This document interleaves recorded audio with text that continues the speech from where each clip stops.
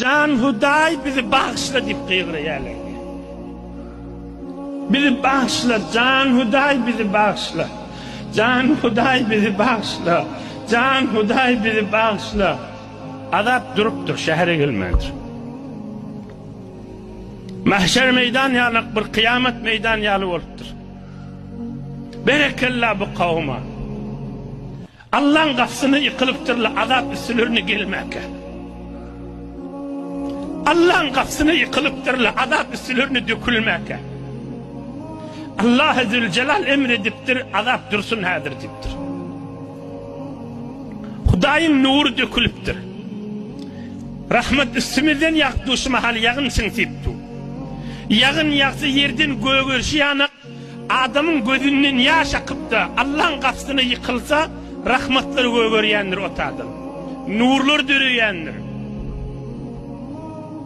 Rahmet üstümüzden yaktı şu mahal. Ey gününün cemaatleri, Allah'ın kelamını eşteyleyip güydün güllerini bu giyeceğin meydanına otiz.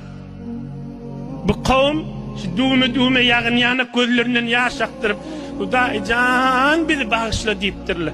Allah Zülcelal emrediptir, azap idine gaysın deyiptir. Üstüleri rahatlık bolaptır. Üstüleri rahatlık bolaptır.